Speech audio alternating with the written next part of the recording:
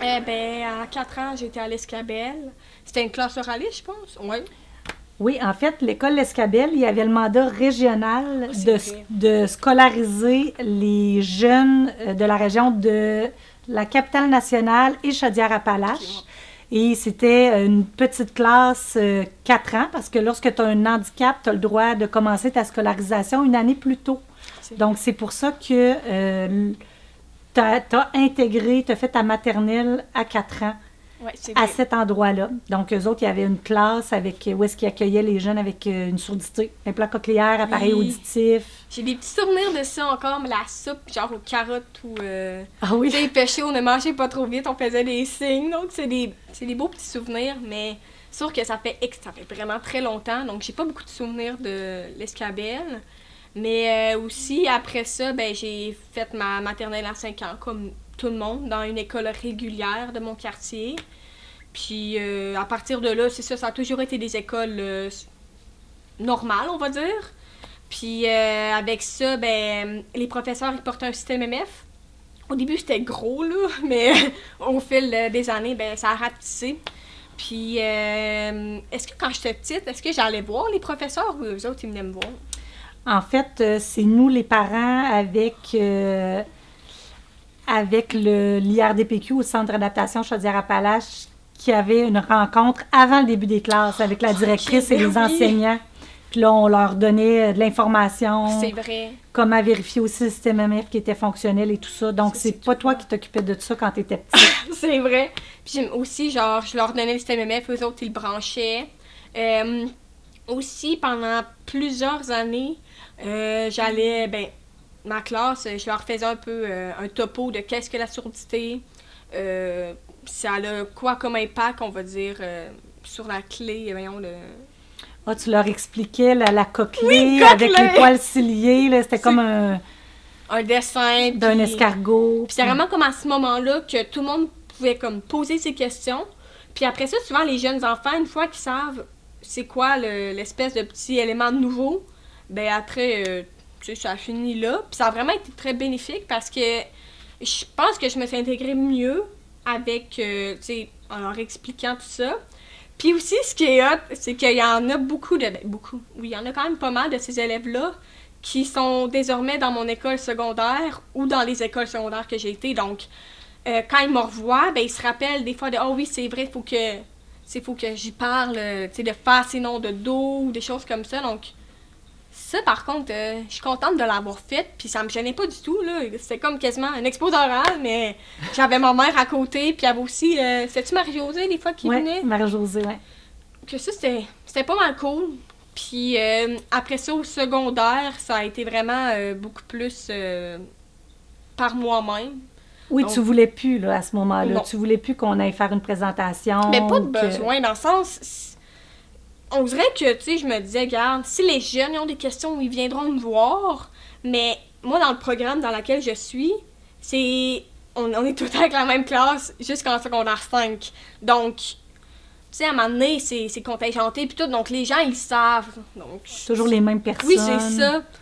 T'as-tu des services à partir du primaire Oui. autres que... Carole, c'était l'orthopédagogue. Ah, elle, là, ça a été vraiment. Elle m'a vraiment beaucoup, beaucoup aidée parce que les maths, c'était un petit peu. C'était ma bête noire. Donc, de l'avoir, tu sais, des fois, elle me sortait de la classe, c'est genre une fois par semaine. Oui, je crois que c'était une fois semaine. Ouais, puis on faisait des jeux de maths, on refaisait des exercices qui avaient été difficiles, puis c'était tout le temps positif. Donc, j'avais comme hâte, tu sais, d'aller la voir, puis de travailler des choses comme ça. Puis ça a été jusqu'en sixième. Ben non. Secondaire Ouais, 1. un. Ouais. Secondaire 1. Ouais. Ah, c'était tellement aidant. Je le voyais dans mes notes, là. Ah, vraiment. Puis ça, c'était, Carole, c'était l'orthopédagogue spécialement pour les jeunes qui vivent avec une surdité. Et malheureusement, en secondaire 1, ça a été la dernière année que tu l'as eu parce qu'ils ont aboli ce poste-là. Donc, c'est sûr que, bon, il n'y a pas énormément de jeunes qui vivent avec une surdité, mais il y en a quand même plusieurs. Et elle se déplaçait d'école en école. Et elle a été tellement une personne importante dans ta vie. Ressources. Oui. Et Carole, elle avait elle-même une surdité. Et elle a elle-même reçu des implants cochléaires quand tu étais en 2e ou 3e année. Donc, elle a vécu tout ce parcours-là aussi en tant qu'adulte. Donc, elle nous comprenait, tu sais, ce qu'on vivait. Il y avait un lien, hein? Il y avait, mais, hein, puis j'étais encore en contact avec elle. J'ai écrit des fois un petit coucou, puis on s'est revus récemment. Elle est venue à la maison? Oui, elle est venue à la maison pour chercher les pantoufles. Ben, ça a fait du bien de la revoir, puis à chaque fois que je la vois, je suis super contente, puis j'ai vraiment des beaux souvenirs d'elle. Oui, puis ce qu'elle faisait aussi, ça, peut-être que tu t'en rappelles pas, mais l'enseignante communiquait avec Carole pour lui dire, parce que veut pas, quand tu as une surdité, que tu es dans une classe, si l'enseignante ne va pas toujours répéter les questions que tous les élèves vont poser. Non. Donc, c'est encore comme ça. Ben oui, c'est encore comme ça. Fait que parfois, tu peux perdre certaines informations ou... J'ai peur. C'est ça. Donc, l'enseignante communiquait avec Carole puis lui disait, ben tu sais, peux-tu revoir tel concept ou telle affaire? Tu sais, c'était plus bruyant. J'ai l'impression que Jasmine, elle aurait besoin d'un petit renforcement à ce niveau-là. Donc, ils étaient en communication ensemble. Mais ça l'a eu... Ça l'a pas de prix... Ça n'a pas de prix l'implication des gens autour de l'enfant qui vit avec une surdité, puis l'implication des parents aussi, parce que il faut vraiment que tu donnes tous les outils pour aider ton jeune à bien se développer, puis à avoir confiance en lui aussi. Parce que regarde, aujourd'hui, tu sais, Jasmine, elle a 16 ans, elle est en secondaire 4, tu travailles tellement fort, elle réussit tellement bien. Tu parlais de tes mathématiques, ben elle fait ses mathématiques fortes présentement. Moi, j'ai même pas fait ça. Donc... Ben, en secondaire 1, j'ai eu une professeure de maths extraordinaire. Puis elle était prof de maths et prof de sciences. Et elle m'a vraiment donné la piqûre des maths. On dirait qu'à partir de ce moment-là, là, je comprenais tout, puis ça allait super bien. Puis ben, tu sais, par exemple, pour le système MF, ben avant, c'était les professeurs, on va dire, qui s'assuraient, est-ce que tu l'as mis, est-ce qu'il est bel et bien ouvert. Mais là, maintenant, c'est à chaque année, je vais voir les professeurs, je leur explique, écoutez, moi, je porte des implants cochléaires. Par exemple, sur mon téléphone, ben, j'ai une application pour connecter ça. C'est important que je l'aille avec moi en classe. Donc, c'est moi qui vais leur donner à chaque cours. Je m'assure qu'il est ouvert. J'ose pas lever la... Ben, non, j'ose lever la main. Puis ça, c'est vraiment important de dire, hey, écoutez, il est mal placé, on dirait que je l'ai pas bien ouvert, je vais le reprendre. Puis ça, je pense que c'est vraiment important parce que si je ferais pas ça, le professeur le ferait pas.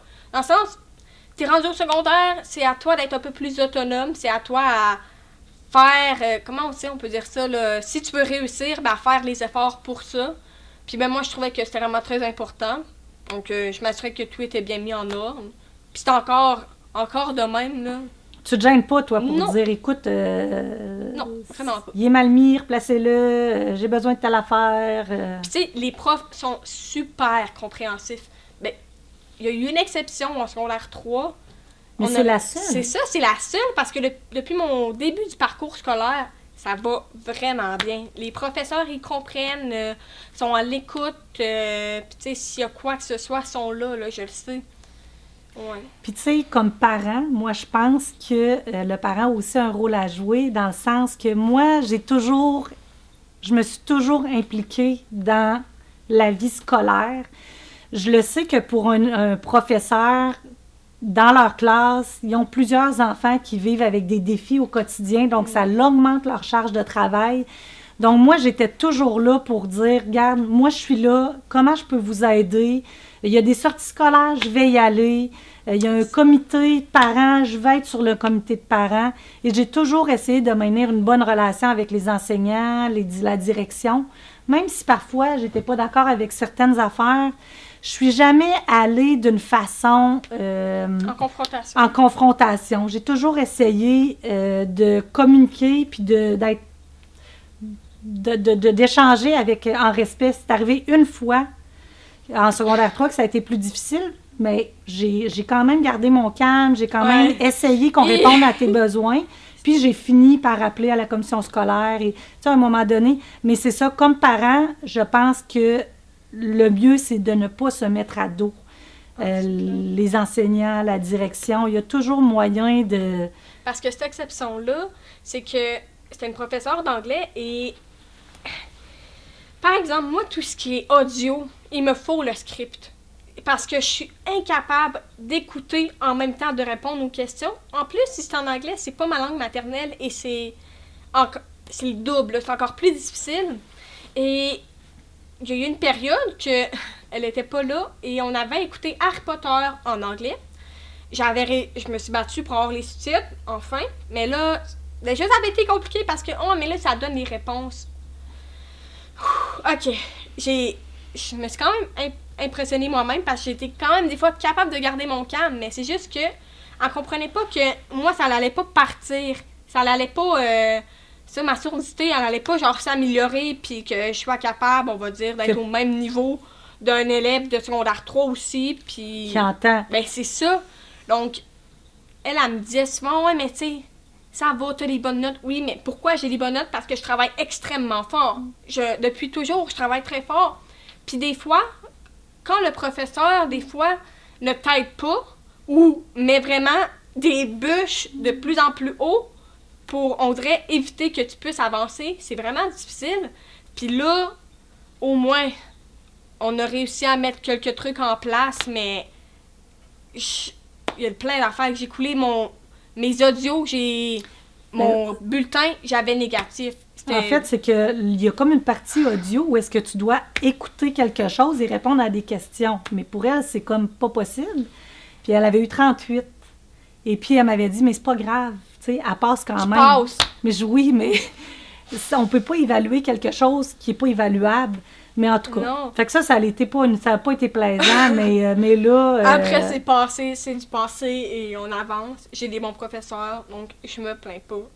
Mais sûr que des fois, quand on a encore un esprit de crime, ok, ça se peut qu'il y a des professeurs, on va dire, qui comprennent moins bien la situation. Ben, je trouve que des fois, je suis peut-être plus alerte.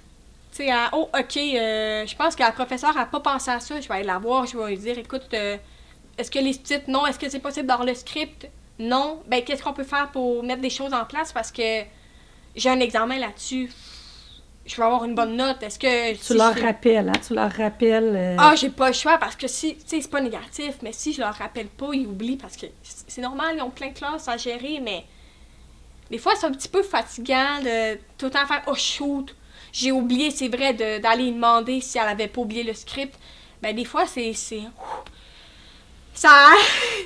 c'est un peu difficile, mais... c'est ça. Regarde. C'est la vie.